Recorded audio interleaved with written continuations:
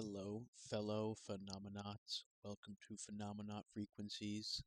My name is Jacob, and this channel is an opportunity for me to share the many keys of wisdom that I have accumulated over the course of my path and my explorations in consciousness and in the world.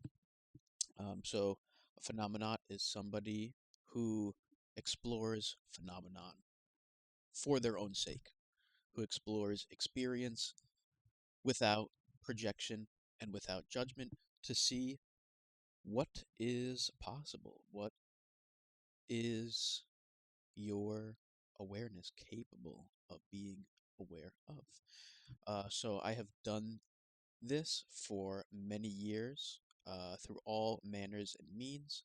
I do not invalidate any mode of experience, any mode of consciousness. So, whether this be traveling to visit interesting characters such as channelers, doing CE5 contact experiments with other people and seeing what happens, or using teachers of the earth, what we call plant medicine, to induce an altered state of consciousness, or through meditation.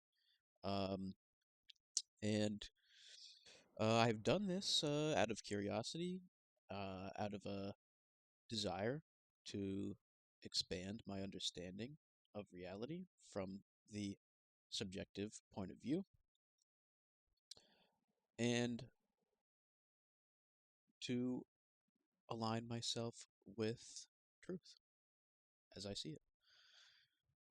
So, um, before I get into my story, I would like to say that the most fundamental gift of this journey is the understanding of self realization.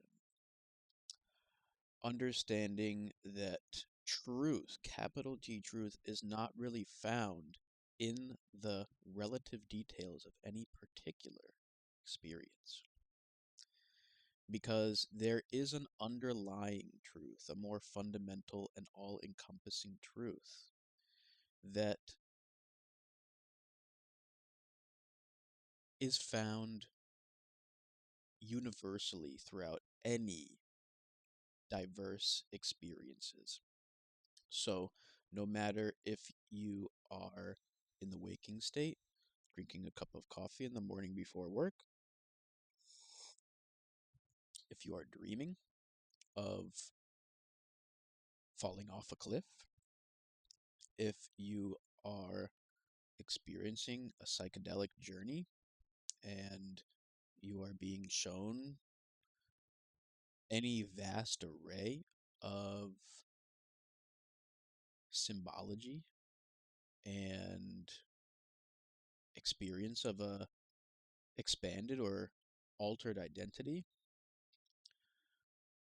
there is one thing that remains unchanged and ever present throughout all of these experiences. And that indeed is the awareness by which any of these relative changing experiences are known. This is what we call pure consciousness. This is what we call the self. And it remains utterly unchanged and unaffected regardless of any relative mind-based manifestation that is appearing in the field of your awareness, in the field of your consciousness. And this consciousness that you are is none other than the consciousness that provides for the existence of all this universe, all universes, and beyond. It is indeed the all encompassing basis for reality itself. So, this knowledge that all of this is happening within you is liberation.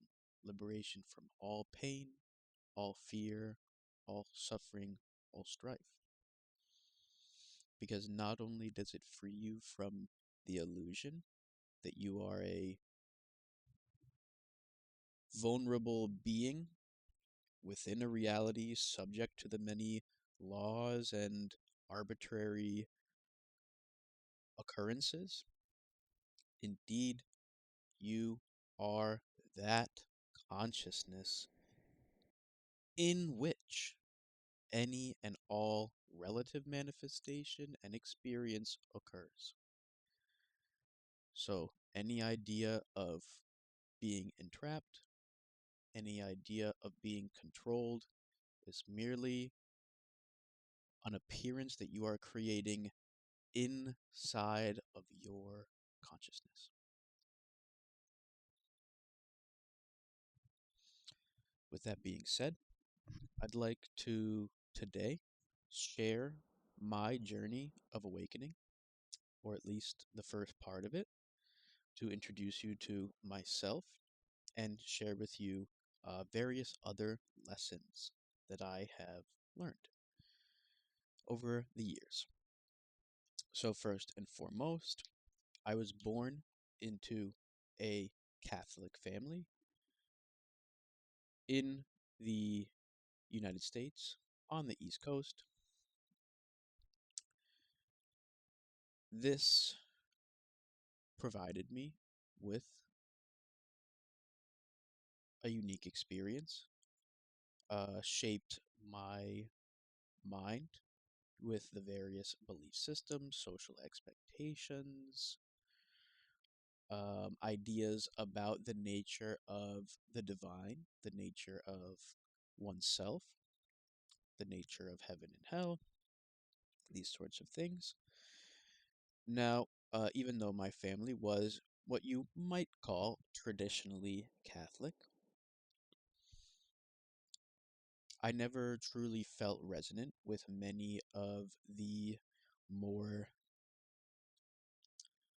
punishment based ideas, conditionally loving ideas, fear based ideas that are contained within many biblical traditions. Despite this, I, as a child, knew a strong connection with what I can only describe as the divine. That presence of infinite power and eternal, unconditional love. I remember praying that all peoples of the world are free from suffering, that all homeless people are given homes, that all hungry people are given food. And it would bring me into such a state of sacred union and communion with an all encompassing love. As I grew up and I studied in school and I became familiar with the scientific method and empirical knowledge, it didn't take me long to see through the many questionable foundations of religious belief and the various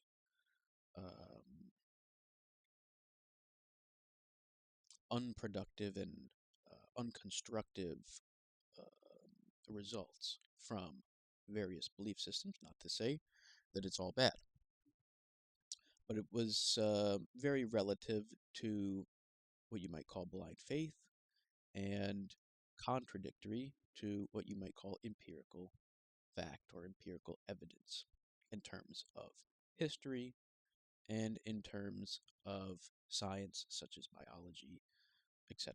It doesn't have to be contradictory, but in my experience, it was clearly contradictory to what I was taught in like Catholic school in CCD. And so there came a time when I felt that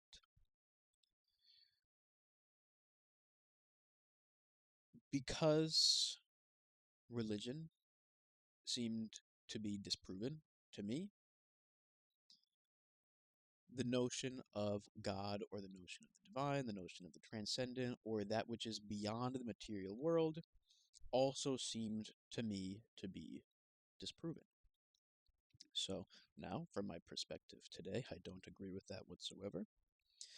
But when you do truly believe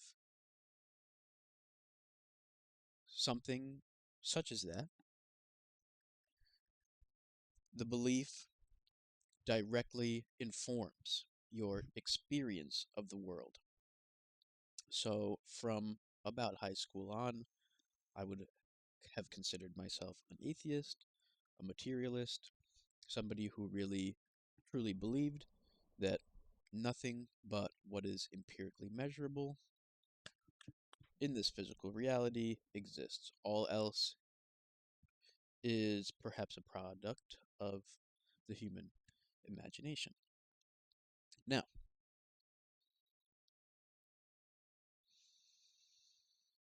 fast forward to college. In my first semester of college, I took a course called An Antidote to Everyday Nihilism. Now, this was a very fascinating college course. It was a course in existentialist philosophy, and we studied many different works throughout history that were human beings in their own way taking on, tackling the problem of suffering. So, for us spiritualists, the, the problem of suffering is an absolutely central focal point because the greatest masters of our species have always said that the very purpose of spiritual growth and spiritual seeking is the end of suffering. We see that in the Buddha, we see that in the rishis of ancient India, we see that in the Taoist tradition, and we do see that in the Western traditions, more ancient ones, such as the Greeks, the Stoics, and we do see that continuing more esoterically in the West as we approach the modern day. And furthermore, we can talk about the ancient Egyptians, although their focus was more so the continuation of consciousness into the afterlife. It is related. It is related. Um, However, we will save that for another video. Indeed, the key kernel, the fruit of this class, can be summed up in this example. When a an existentialist philosopher writes about human life and the world, so often they lament the experience. They say, oh, it's full of injustice, struggle, strife. There's nothing really to live for. It's so much pain and suffering. There's so much negativity in the world. This bad thing happened, this bad thing happened. And you read it and you feel very heavy. You feel very pessimistic. But a comedian stands up on a stage and says much of the same things. Yet the entire crowd bursts into levity and laughter. And indeed, what this says is that the suffering is not in the circumstance. The suffering is in the choice that we make in defining that circumstance, defining our relationship to that circumstance, and our reaction to that circumstance.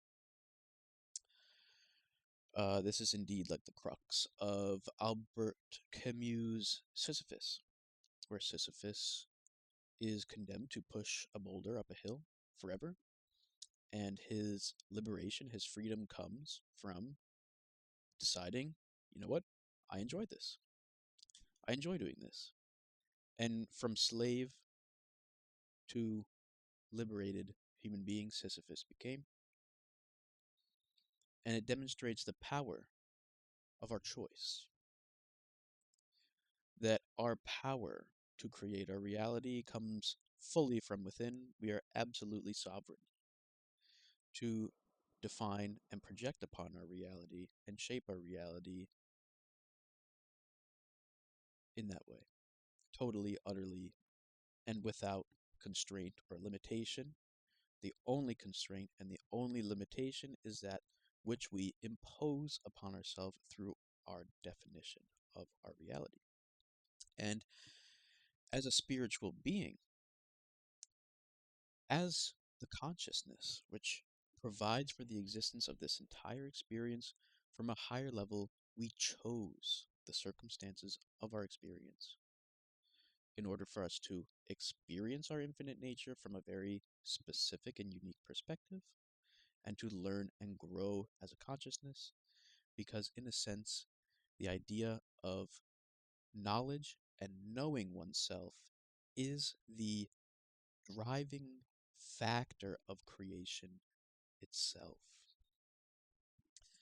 As the one infinite, attribute-less sea of consciousness, sea of intelligence, of awareness,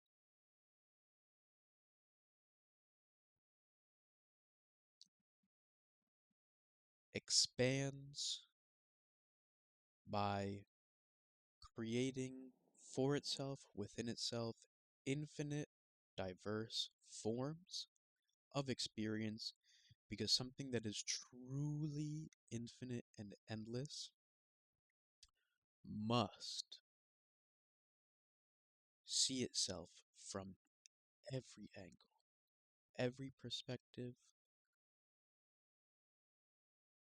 in order to comprehend its own infinite and endless nature. The existence of individualized forms, formful consciousnesses, such as myself and you who are listening to this video. We are the eyes of the source, we are the ears of the source, we are the minds and the brains of the source. Through our experience, the source knows itself from one more unique perspective, and the unique perspectives of all beings, whether we deem them positive or negatively oriented, our fellow human beings, people that we love, people that we say that we hate. Each and every being completes the picture, provides a unique piece of the puzzle, a single pixel in the screen of consciousness.